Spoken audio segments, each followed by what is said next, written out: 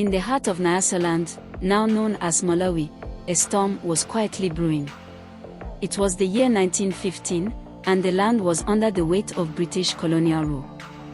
The vast plantations stretched across the fertile soil, where African men and women toiled under the harsh sun, forced into grueling labor by the British overseers.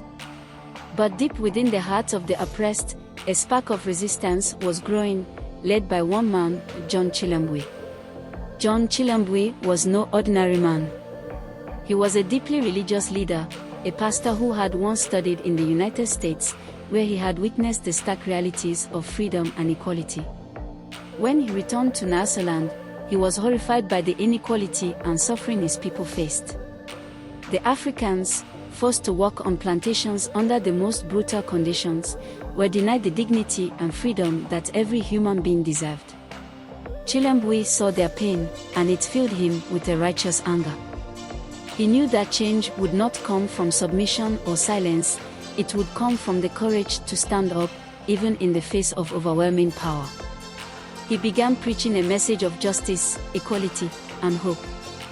His words resonated with the workers, the farmers, and the families struggling to survive under the weight of colonial rule.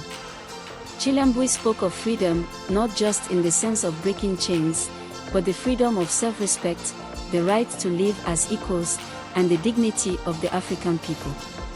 The call to arms, however, was not just a call for violence, it was a call for a just, equal, and free life for all. But the British colonizers had no intention of allowing the status quo to change.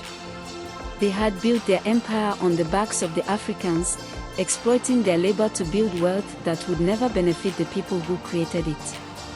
The British overseers, particularly men like Dr. Peter Gibb, a plantation manager, were ruthless. They saw the Africans as little more than tools, to be used and discarded without thought for their humanity.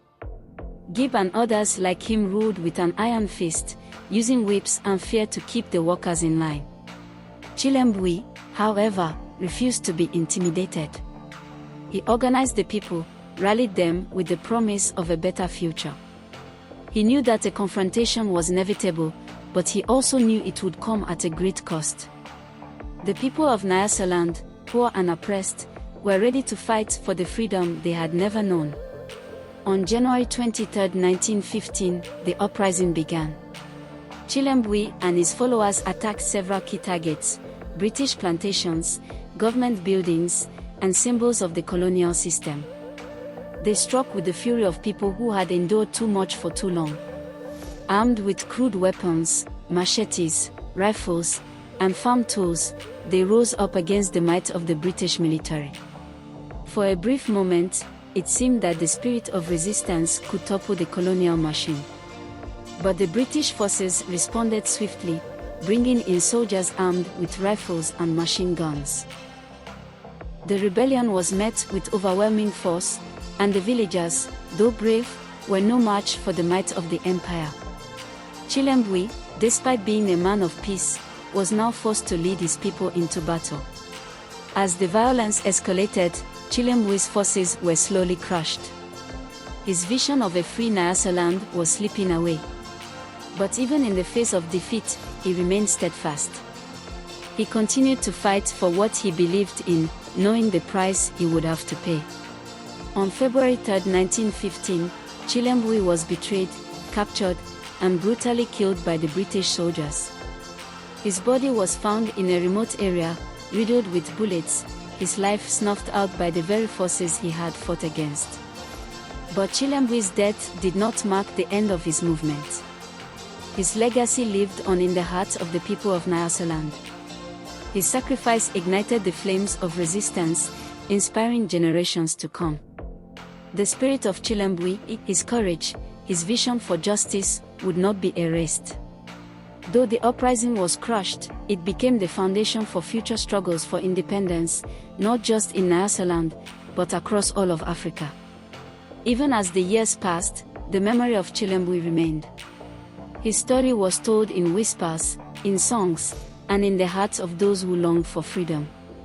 His legacy was a reminder that true liberation would not come without struggle, and that the fight for justice was always worth the sacrifice. Today, John Chilembwe is remembered as a hero, a man who gave everything for the freedom of his people. The uprising he led may have failed in its immediate objectives, but it succeeded in one thing: it awakened the spirit of resistance in Africa, a spirit that would eventually lead to the liberation of the entire continent. The fight for freedom was far from over, but the spirit of Chilembwe would forever inspire those who sought justice and equality in a world that still struggles to live up to its promises of freedom.